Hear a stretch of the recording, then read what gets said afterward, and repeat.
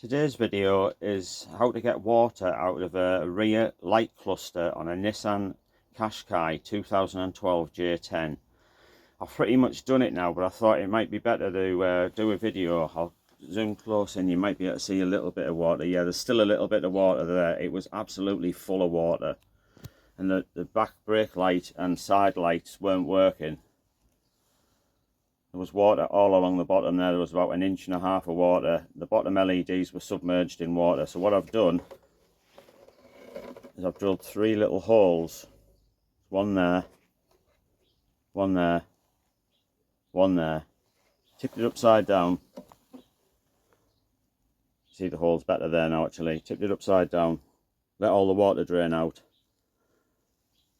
And I've dried inside there with a cloth because the reversing light was all wet as well. That was soaking wet inside there. And I've applied heat gently with a heat gun from approximately 3.5 foot away. I'm now going to continue to do that. So I've been gently warming the light up to get rid of the condensation inside of it. I'm pretty much done now. It's starting to cool down a bit. Don't want it to get over hot because it'll melt the light fitting, and like I say, they're about 50 pounds. Still quite warm there. Don't know whether you can quite make out, there's still a tiny bit of condensation in there. There. And there. And there. I'm going to re-warm it up again, but I'm going to pause the video just while I do that because it's quite awkward to zoom in on it. I don't want to make a mistake and melt my light. Like I say, £50, it's they're not cheap, so I'll pause it and I'll come back to you in a minute.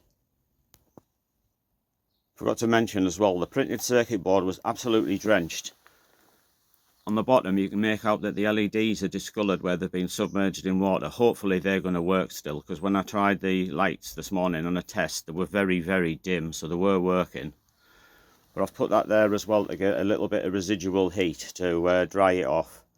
I've dried it off with paper towel first to get the bulk of the water off, but it needs a little bit more work, so I'm going to do it again.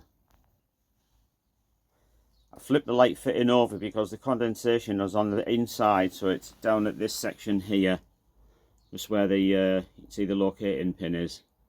So I'm just going to give that a little blast for about 2 minutes, and then I'm going to stop again and see if it's gone.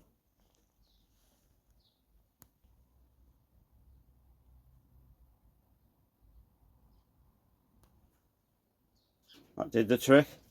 It's absolutely crystal clear now. Now a drop of condensation in there. It's totally worked. So heat gun or a hairdryer, but if you use a heat gun, be very, very careful with your light fitting. Yep, it's totally gone. I'm very happy with that. Hopefully it's going to work, and I'll put it back together and I'll show you the results in a minute. So I've reinserted the bulb assembly into the light fitting. It's just to put it back into the light cluster now. The light cluster back onto the car. I'll pause it while I do this. Oh, back in situ now. I've just got to test it. It'll only take a minute. So that hasn't worked. I'm going to have to order a new LED unit. Oh well, tried, failed. Join me in my next one. Like, subscribe, comment.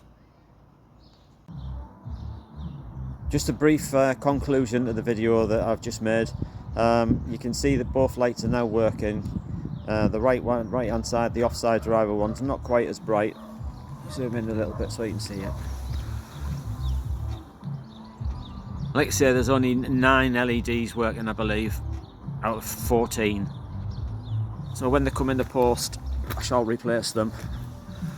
And that's the good side.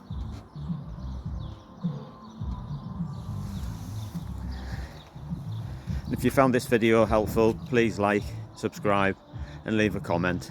Thanks, see you next time. Goodbye.